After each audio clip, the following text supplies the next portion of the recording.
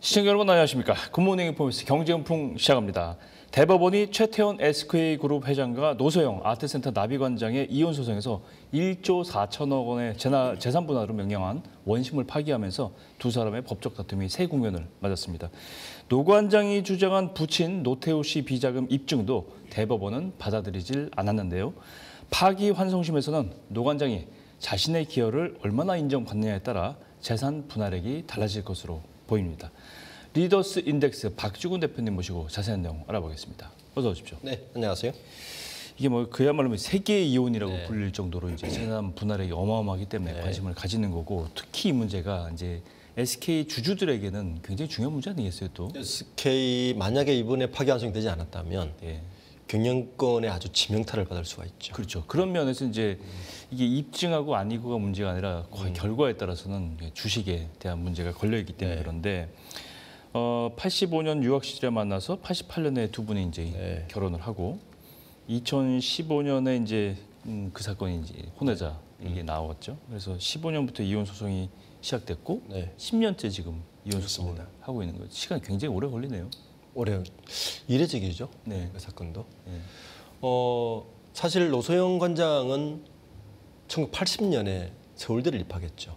원래는 입학했는데 그 당시 엄혹한 시절이었고 학생운동 시절에 노태우에 따라서 한국에서 대학교를 다닐 수가 없었죠.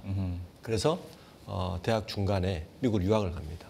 학부를 마치고 대학원을 시카고 대학원을 가는데 그때 이제 85년도에 최태원 회장을 거기서 만나죠. 그리고는 88년에 결혼하는데 88년은 알듯이 바로 노태우 정권이 출범하고 1년 후입니다. 그렇죠. 정권의 최정점에 있을 때 청와대 영빈관에서 두 사람이 결혼했으니까 이걸 두고 당시에는 뭐 지금 우리 세기의 이혼을 이야기하지만 세기의 결혼이네. 세기의 정계 정치권과 정재계의 합작품이 된 거죠. 이제 방금 말씀하셨던 사건은 2015년에 발생합니다. 세계일보에 편지가 하나 가죠. 최태원 회장이 지금 자필로선, 그러니까 혼외자를 고백하는 형태의 편지가 가고 이게 그 당시 떠들썩하게 만듭니다. 그리고는 2년 후인 2017년 7월 달에 최태원 회장은 노소영 관장에게 이혼 소송을 제기합니다. 정확한 이혼 조정을 신청을 하죠. 이혼합시다 하는데 노소영 관장은 합의를 하지 않습니다. 당연히 합의하지 않겠죠. 왜냐하면 애가 셋이었고 자녀들이 결혼도 있고 뭐 여러 가지 각복도 있으니까. 그러다가 2019년 10월 달에 이 소송을 이혼에 응하겠다고 오히려 맞소송을 제기합니다. 맞소송을 제기합니다. 그리고 이 맞소송의 결과가 언제 나오냐 하면은 2022년 12월에 나와요. 1심이. 그때 1심은 어떻게 나오냐 하면은 노 관장에게 위자료 1억 원, 위자료는 1억 원을 주고 재산 분할은 현금 665억 원을 조라고 납니다. 그런데 노 관장은 이거에 합의를 하지 않죠. 오히려 항고를 합니다. 2심 판결이 가는데 2심이 2023년에 나죠. 그래서 3년에 나는데 이때 2심이 정확히 2024년 5월에 납니다. 지난해 5월이죠. 지난해 5월에 나는데 이때 어떻게 이제 판결을 하냐면은 최태원 회장의 재산을 4조로 봐요. 4조로 보고 그 중에 35%가 1조 3,808억 원입니다. 1조 3,808억 원에 대해서 재산을 분할해줘라. 그리고 위자료는 20억을 줘라라고 판결을 합니다. 당연히 이제 최태원 회장은 이 판결을 받아들이지가 않죠. 대법원으로 다시 가고 항고가 이번에 이거는 파기환송으로 일단은 분할 액수는 다시 조정해라. 그리고 두 번째인 위자료는 20억 원 그대로 줘라. 이렇게 이제 판결이 나게 됩니다. 대법원 판결이 이제 원점으로 돌아간 셈인데 이제 핵심은 쟁점이 노태우 씨 비자금 300억 원 이거를 대법원에서는 인정을 안 해준 거잖아요. 그렇죠. 말하자면 보통의 사건 같으면 원래 이제 뭐 처갓집에서 300억 원 갖고 온 거니까 이걸 인정해 줘라. 뭐 이렇게 얘기할 수 있는 건데 인정해 주지 않는. 2심에서는 인정을 해줬고 대법원에서는 인정을 안 해줬고 네. 그런 거죠.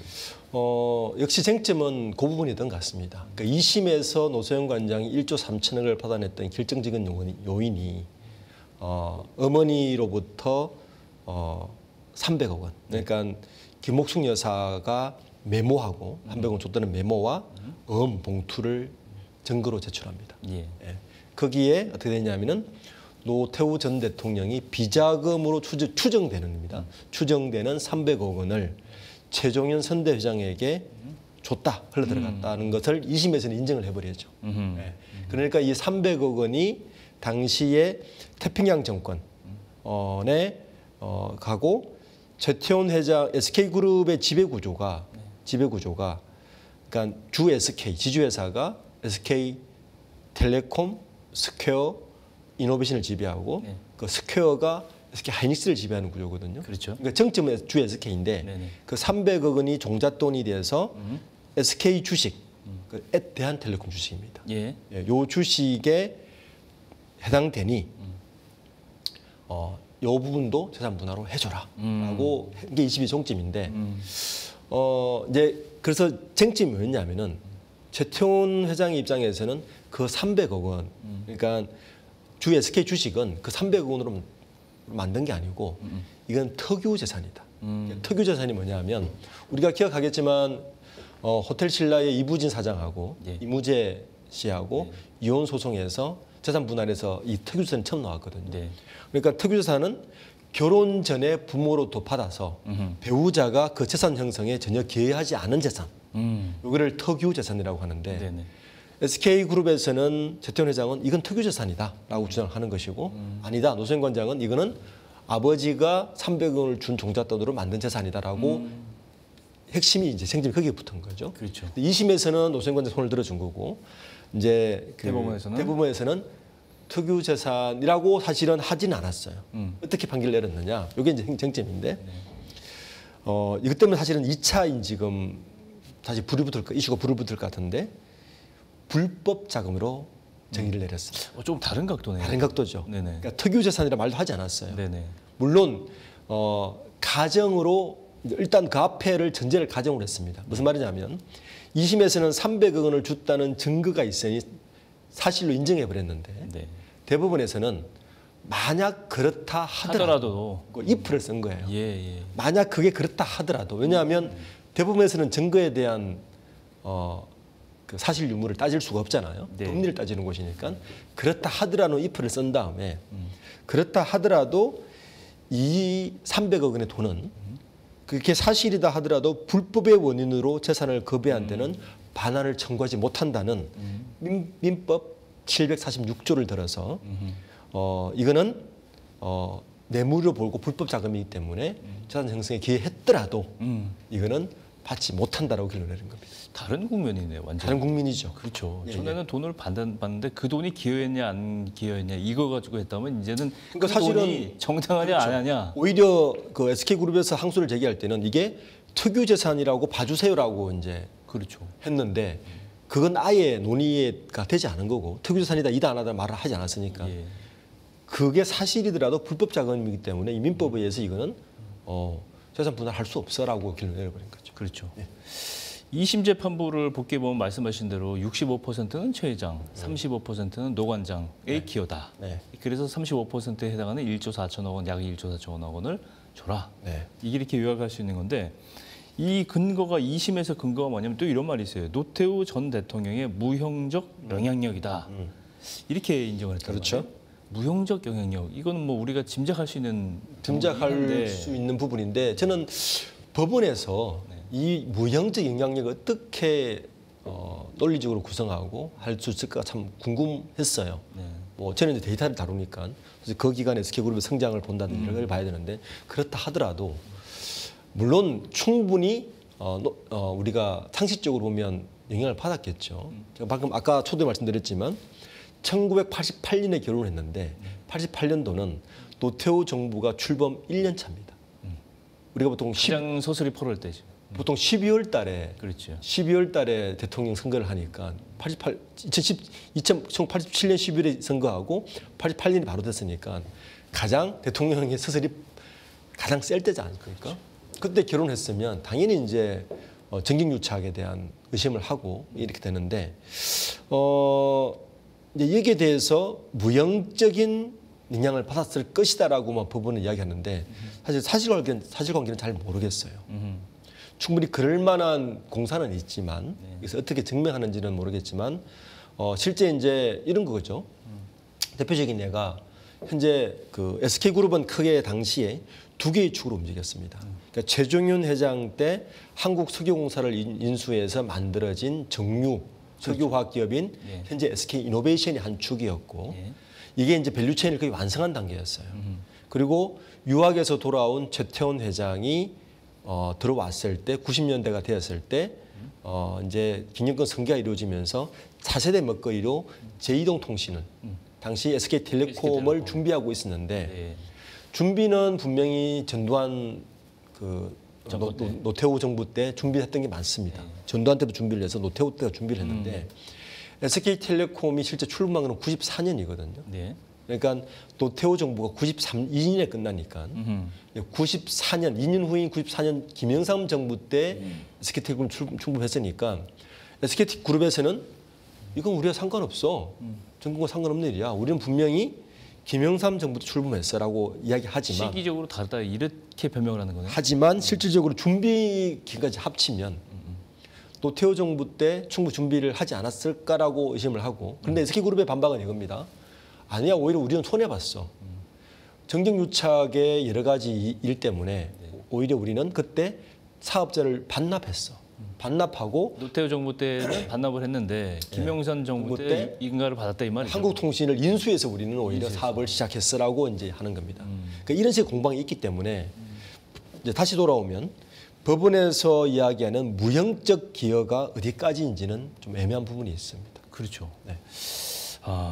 특혜는커녕 마이너스였다. SK가 주장하는데 이게 설득력이 있는지는 참 이게 애매하네요. 이걸 국민의 판단에 맡기겠습니다. 국민의 판단에 맡길 수밖에 없는 정서적인 판단을 필요로 하는 그런 부분인데 재산분할금은 이제 1조 4천억 원 이제 뭐 막말로 하면 물 건너 간 거예요. 다시 이제 결정을 해봐야 되는데 그렇죠.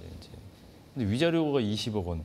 이 20억 원이라는 위자료도 이게 기록으로 보면 한국의 이혼 사건 역사상 뭐 최대 금액 정도. 이렇게 하는데 2심에서 보면 혼외자 공개, 조강지처 공개적 배제 뭐 이런 거를 문제 삼아서 징벌적 배상 성격을 담았다. 대법원도 이렇게 인정을 한 거네요, 이거는. 오히려 저는 이번에 그 이혼 소송이 세계 이혼 소송이라고 이야기하는 건 앞에 이제 1조 3천억 금액보다도 20억이 훨씬 더 향후에 한국 민사 재판에 막대한 영향력을 미칠 것이다. 선례로 남기 때문에. 왜냐하면 지금은 그 사람들이 사회적 영향력이나 재산에 전혀 상관없이 위자료는 맥스 1억이 정설이었습니다. 일반인들 이혼하면 관례상 배우자 유책이 있더라도 보통 2, 3천만 원 일반인들은 그리고 재산이 아주 많거나 유명인이라도 1억을 넘지 않는 게 현재 대법원 판례의 정석이었는데 이번에 대법원에서 20억을 인정해 줬잖아요. 그렇군요. 그러니까 판례가 바뀐 겁니다. 자, 그러면 앞으로 사회적 지위나 그 재산이 많은 정도 그리고 배우자 유책의 어떤 강도나 심함의 정도에 따라서 1억에서 20억 사이에 초과되는 위자료가 얼마든지 발생할 수 있는 판례가 만들어진 겁니다. 막말로 하면 상한선이 높아진 거네요. 그렇죠. 저는 이게 대한민국의 앞에 위자료 문제는 별도로 그러니까 위자료 말고 재산 분할은 별도의 문제고 이게 훨씬 실제 변호사들이 이야기를 해요. 이게 훨씬 막강한 영향을 미쳤다. 이제는 소위 말해서 변호사들이 이런 얘기를 합니다. 서초동에 있는 변호사들이 이혼 소송에 새로운 국민이 들어섰다. 변호사들의 수임료도 올라가겠죠. 장이 섰네요. 그렇죠. 장이 막말로. 변호사들의 장이 섰다. 이렇게 이야기합니다. 그래서 이번에 20억에 대한 위자료를 대부분 인정한 것이 오히려 더 획기적인 판례를 남겼다고 볼 수 있습니다. 그렇군요. 노태우 비자금 부분 못지않게 중요한 쟁점이 또 하나가 뭐냐면 최 회장이 이혼 소송이 진행되기 전에 친인척에게 증여를 한 재산을 재산 분할 대상에 포함시킬 것이냐 말 것이냐 이미 줬는데 그죠? 예, 그 중요하죠. 다시 가져와야 되는 거예요. 그런 상황이 벌어졌는데 이게 대법원하고 2심하고 판단이 좀 다른가요? 네. 그러니까 아까 1조 3천억을 계산할 때 어떻게 계산했냐면 2심에서는 최태원 회장의 재산을 사조로 봤거든요. 네. 그 사조로 본 근거에 뭐가 들어가냐면은 현재 가지고 있는 지분들 다 같이 전부 다. 그렇죠. 그다음에 부동산, 뭐 동산 합친 거 다. 그리고 그 결혼 중에 매각한 재산 있잖아요. 네. 그러니까 뭐 팔거나 뭐 정려를 했거나 네. 이런 것들까지 합쳐서 사조로 본 거예요. 대법원에서는 결혼 전에 매각한 것 중에서 이 부분은 재산으로 볼 수가 없으라고 이제 판결을 낸 거거든요. 그게 뭐냐면 2012년도에 최태원 회장이 우리가 그 유명한 그 장학 퀴즈로 유명한 한국고등교육재단 예. 하고 최종현 학술원 이런 데다가 2012년도에 그리고 친인척 18명한테 928억 원을 주식을 하고 급여를 정리를 했어요. 이때 이제 노소영 관장 동의도 없이 처분했다고 2심에서는 동의 없이 처분했으니까 이거는 원래 공동재산이라고 포함시켜야 돼. 라고 이야기를 했단 말이에요. 2심에서는. 그런데 노소영 관장의 그 부분이 하지 많아지는 거네요. 예, 그렇죠. 많아지는 거죠. 분할 금액이. 그런데 이 부분은 이거는 최태원 회장의 의지로 할 수 있는 부분이야. 라고 판결을 내리면서 재산 분할 항목에 빼버렸습니다. 그러니까 지금 이제 대법원에 다시 파기환송이 됐으니까 2심 다시 갈 거 아닙니까? 네. 첫 번째 쟁점은 이거죠. 300억 원을 불법 자금으로 대법원에서 판결 내려버렸으니까 사실 여하를 따지더라도 그 300원을 그 동잣돈으로 형성한 재산에 대해서는 분할 재산으로 들어가지 않는다는 게 일단 들어갈 것 같고 그렇겠죠. 그리고 이 이제 2천억 가까운 이 돈도 동의를 받지 않았지만 이 돈도 재산 분할 금액에 포함되지 않기 때문에 일단 모수 자체가 줄겠죠. 네. 그 준 상태에서 분할 비율을 35%로 그대로 할지 요게 이제 쟁점이 되는 거죠. 그리고 또 하나의 쟁점이 이제 또 발생한 거죠. 네. 그 다른 쟁점이 뭐냐면 대법원에서는 이 증거에 대해서 사실 유무를 판결하지는 않잖아요. 법리를 따지는 거니까. 그렇죠. 그러니까 이거는 그렇다 하더라도 불법 자금이면 이거는 분할하지 않아도 돼라고 했는데 2심은 다시 증거를 따져야 되잖아요. 300억 원이 실제 자금이라면 새로운 국민이 뭐냐면 그건 SK그룹에서 비자금을 받은 거니까 불법 아니냐? 요즘 언론에서 이야기하고 있습니다. 그렇죠. 이것도 새로운 쟁점이나. 그러니까 분할 비율과 이 300억 원의 비자금을 어떻게 할 건지에 대한 이 두 가지 쟁점이 아마 앞으로 굉장히 뜨거울 것 같습니다. 결국 가장 중요한 핵심은 이 부부의 이혼 소송 뭐 1조 4천억 원에 달하는 그 천문학적인 금액에 파기환송심에서 어떻게 재계산이 되겠느냐. 네, 그렇죠. 이게 이제 남은 건데. 네, 남은 거죠. 그럼 아까 좀 초대 말씀하신 SK 주식이 과연 그러면 이제 말씀하신 공동재산이냐 아니면 최태원 회장이 그 300억 원을 배제하고도 원래 가지고 있었던 아까 특유 재산이라고 하셨어요? 그렇죠. 네, 투기 재산이냐? 네. 이게 남았네요, 그럼. 그게 남은 거죠. 네. 어떻게 보세요? 이제 1심과 2심을 합쳐 보면, 그러니까 노소영 관장이 300억 원의 비자금을 줬다는 거를 증명을 하더라도 지금 대법원에서 그게 불법 자금이니까 기여를 한 게 없다라고 카드를 줬다고 했으니까 이 부분은 제가 볼 때 되게 어렵게 됐다. 그렇죠. 대법원이 이미 기여를 내려버린 거니까요. 그렇다면 노소영 관장이 주장할 것은 무형의 기여. 그러니까 노태우 정부 때 우리 아버지를 통해서 정권을 통해서 어떻게 무형의 기여를 증명을 해야 되는 거잖아요. 이 부분이 가장 큰 쟁점이 될 것 같고 또 하나의 쟁점 아까 말씀드린 대로 비자금 맞다면 그거 이제 법의 심판을 받아야 되는 거 아니야? 이 그룹 차원입니다. 그렇죠. 네.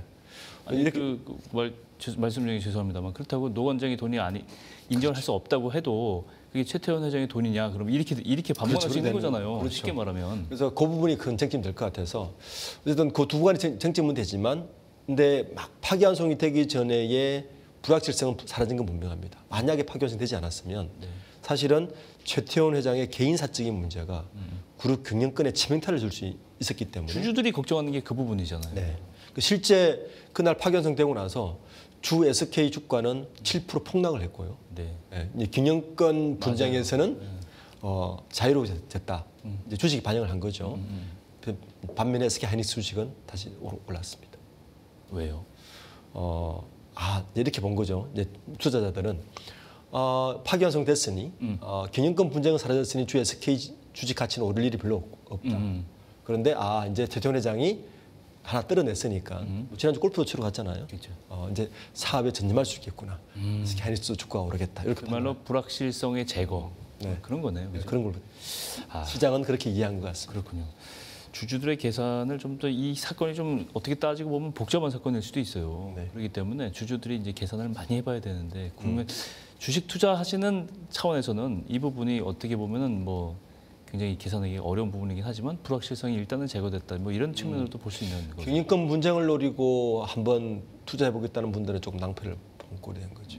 그렇게 된 거죠. 네. 오늘 여기까지 하겠습니다.